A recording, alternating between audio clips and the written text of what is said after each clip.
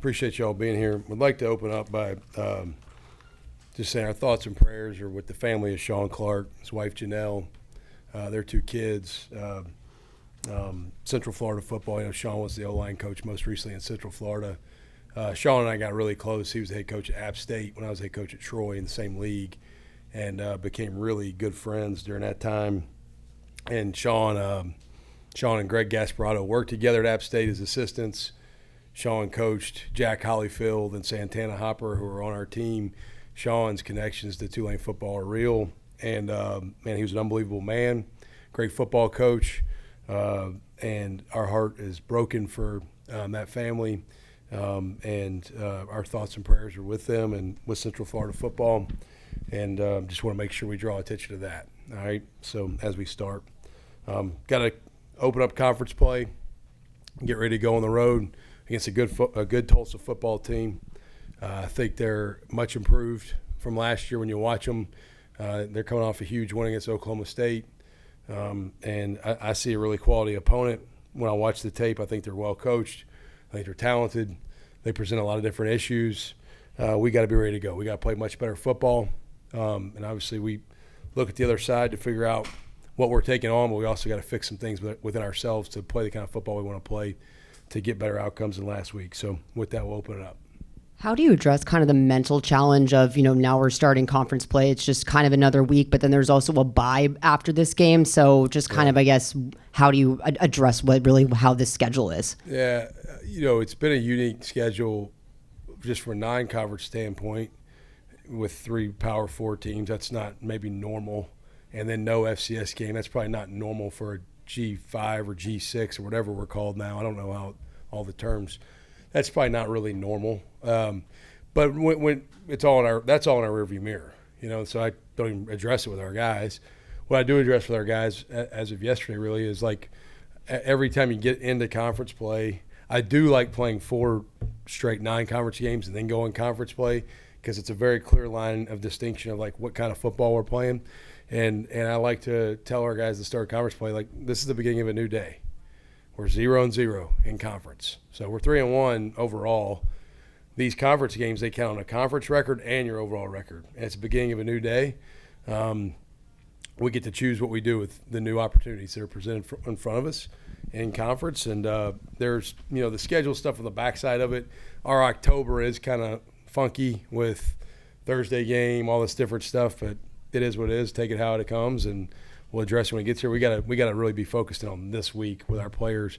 I sat down back in the spring and the summer and mapped out sort of what we'll do for the next few weeks as we have this kind of weird flow of a schedule. But we got to really be focused on Tulsa and getting ready to play the best version of ourselves we can because that wasn't us last week. I know you hate to lose, but how much maybe of a necessary wake-up call was that game Saturday at Ole Miss? Yeah, I mean, one of my good buddies texted me Saturday night, and he said, you get a quote from a win and you get a chapter from a loss. I think there's a lot you learn in a loss. Because here's the deal. In a win, the coaches, we still learn a lot because I'm extremely critical of everything. Like, y'all have seen me after, I think last year we opened up against Southeastern Louisiana. I think we won 50-something to 0, and I was pissed after the game. Like, I'm constantly trying to figure out what can we do better, right? Our players, they're here for like 3-4 hours a day, whatever, and they go out on campus and they get pats on the back.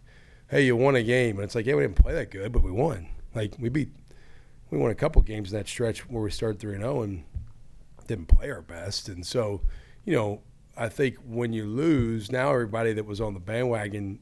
Our guys go on campus and they find out, everybody tells them how much we suck. All right, so it's like, all right, you suck. Okay, so now when they hear they suck, they're like, okay, I got to get better. They're listening to it. Complacency is real when you're winning. Everybody wants to pat you on the back, and the same people that are patting you on the back will stab you in the back after you lose one. And so the people in this building have to take ownership of the good and the bad every week, and then get ready for the next week. And so I don't get real roller coastery like with the highs and the lows. Like we celebrate victories after the game, and I'm for 24 hours really pissed, maybe a little bit longer sometimes when we lose.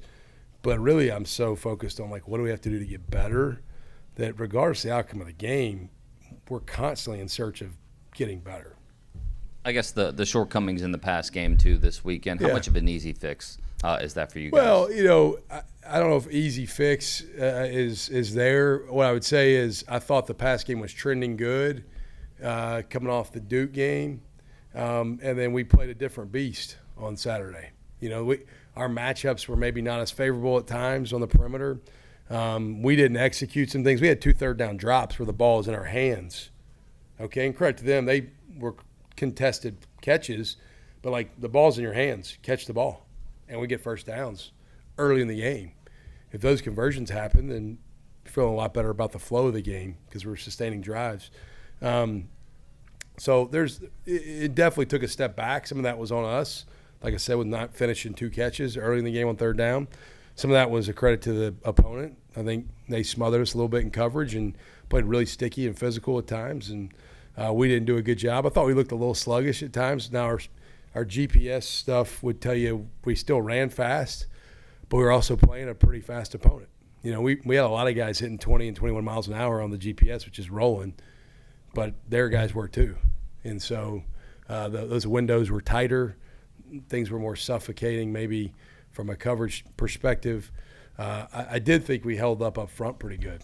I thought we ran for 178 yards. Now some of that was Jake on scrambles, but with Derek Graham out, which Derek will be back this week. Derek practiced fully today. He looked good. But Derek Graham was out last week, and with Derek out, moved Shadre to left tackle. EB played left guard. I thought EB played really good at left guard. I thought up front we held our own a little bit more respectably than I thought we might, because you go into those kind of matchups sometimes, and really the biggest discrepancy is the line of scrimmage.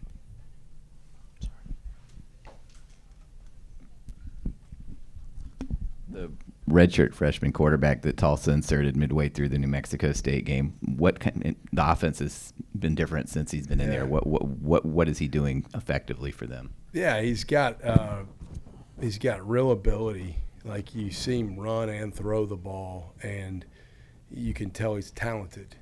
He's very instinctive. He's natural.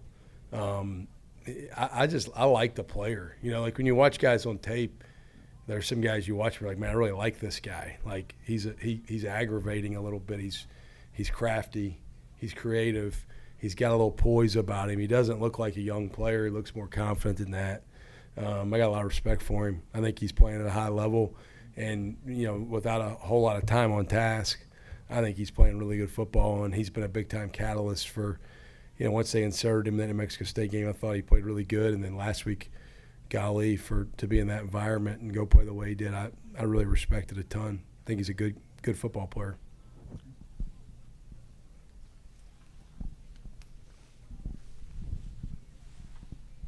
You kind of talked about Derek a little bit there. Is he, laboring at all? Is he 100%? Like, how's he doing, and how was his process back of getting him ready to play for this first conference game? Yeah, he was laboring last week when we practiced him the back end of the week.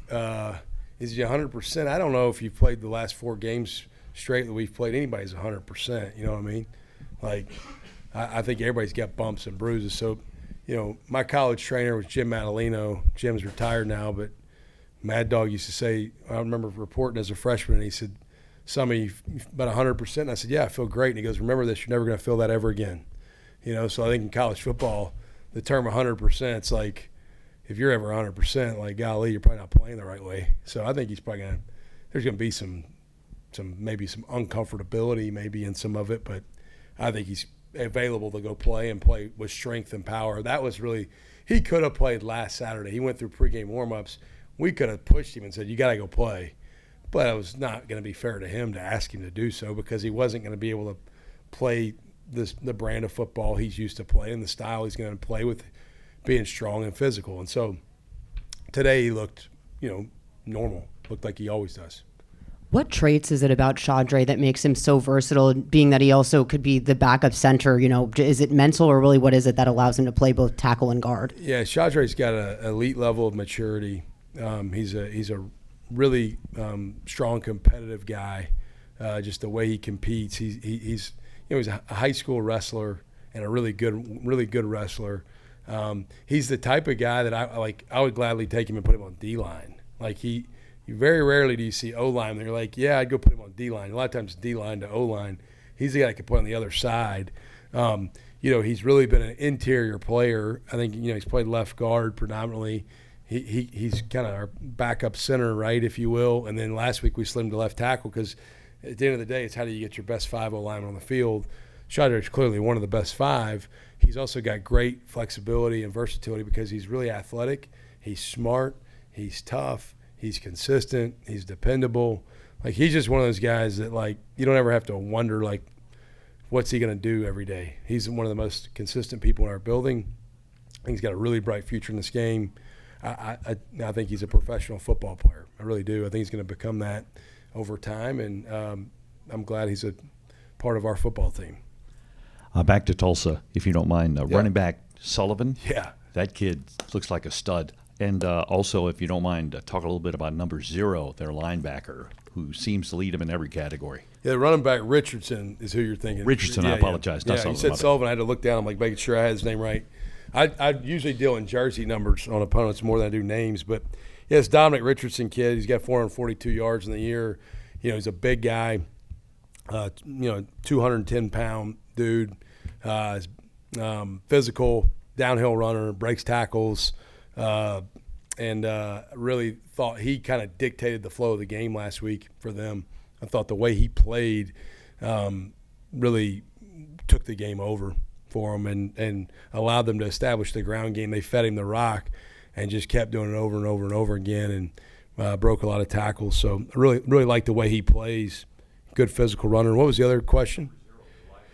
Yeah, he's got 49 tackles on the year in 4 games. That's a pretty impressive stat line. He's everywhere. He's very active. I like the way he plays as a guy that's a linebacker guy by trade and my background. I think he's a really good football player. I think he's disruptive. He's good with his hands. He's athletic. He's physical, makes plays in space. Like, he's just one of those guys that seems to always be around the football. Even when he's not the primary, he just you feel like every time at the end of the play he's like next to the ball. Yep.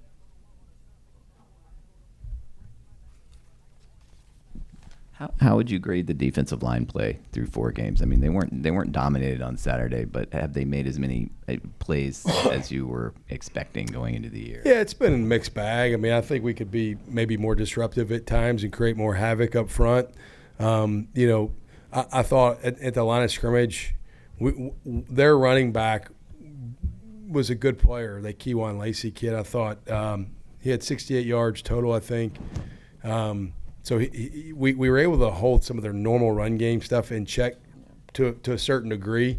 The quarterback run game, the +1 runs got us a little bit. They're a challenging bunch the last week because all the tempo and spacing and protections they use and the quarterback run, and all of a sudden the quarterback get on the perimeter to throw. The launch points were different, so you're not able to kind of maybe it's easier when the quarterback's not mobile to play D-line and rush the passer because it's like, all right, he's a statue.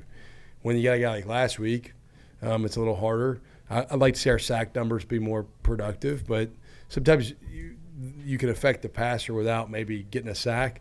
I think we can play better. I think you'll see us play better as we continue to go. We've been playing a lot of guys in the rotation, but I think we have the opportunity to. There's a lot of room for growth out there with that group for sure. Good, awesome. Thanks again.